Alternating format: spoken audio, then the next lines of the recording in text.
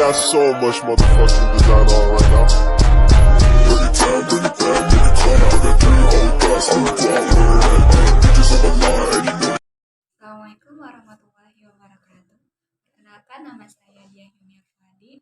Saya dari semester 2 program pendidikan PAUD STAI atau Buddha Pamanukan.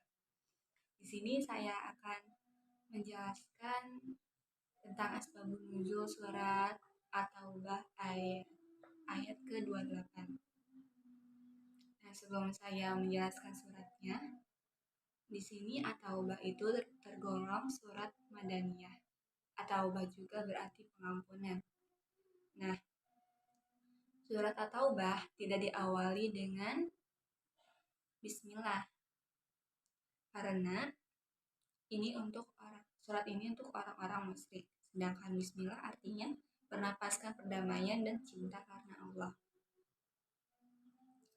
Nah, secara sederhana, surat Madaniyah adalah surah atau sebagian surat tersebut turun dari periode Madinah, yakni setelah umat Islam hijrah ke Madinah pada 622 Masehi. Selain itu, meskipun disebut sebagai surat Madaniyah, tidak semua ayat tersebut turun di kota Madinah. Ada juga surah yang turun sewaktu Nabi berpergian keluar Madinah. Namun karena dalam periode Madinah, usai hijrah, surah ini tetap dikenal sebagai surat Madaniyah.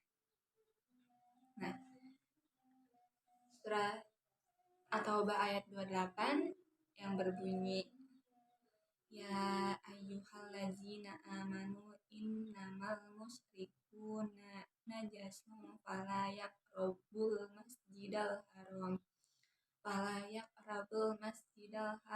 ba'da amihim hadza wa in khiftum al-ailata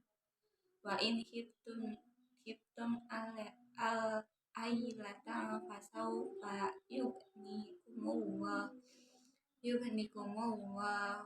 min fadlihi insya'a innallaha alimun hakim. Yang artinya, sini saya akan sekalian menjelaskan asbabun nuzulnya. Artinya, hai orang-orang yang beriman, sesungguhnya orang-orang musyrik itu najis. Nah, maksud najis di sini tuh orang musyrik itu najis secara batiniah. Maka janganlah mereka mendekati Masjidil Haram. Mereka juga tidak boleh memasuki tanah suci karena batinnya itu kotor. Dan jika kamu khawatir menjadi miskin, faktor oleh sebab orang-orang musyrik itu tidak mau lagi berdagang dengan kalian, maka Allah nanti akan memberimu kekayaan kepadamu dari karunia-Nya. Nah, jika Dia menghendaki, sesungguhnya Allah Maha mengetahui lagi Maha bijaksana.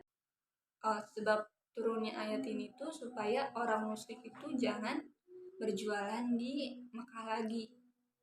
Nah, orang-orang muslim tuh pada khawatir nih, gimana kalau nggak ada orang musyrik, nanti gimana? Takut mereka tuh jadi miskin. Pada akhir ayat ini, Allah menjamin orang-orang mukmin terhindar dari kemelaratan. Mereka tidak perlu khawatir akan kekurangan makanan dan barang-barang dagangan. Jaminan Allah kepada orang mukmin untuk mendapat kehidupan yang baik hendaknya mempertebal keimanan dan tawakalnya kepada Allah di samping melakukan usaha dan ikhtiar.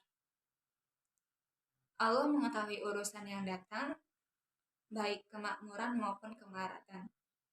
Setelah dibacakan surat itu, gak ada lagi tuh orang musyrik yang jualan ke Mekah, kecuali orang-orang muslim. Nah, setelah beberapa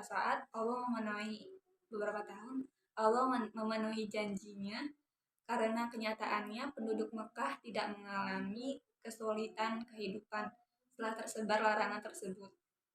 Semakin banyak orang musyrik itu masuk Islam, bukan hanya di sekitar Jazirah Arab, tapi juga hampir di segenap penjuru. Mereka tentu berkewajiban menunaikan ibadah haji di samping mereka bebas mengunjungi tanah suci. Hal ini merupakan satu jalan bagi penduduk Makkah untuk memperoleh kemakmuran hidup. Oke, sekian dari saya.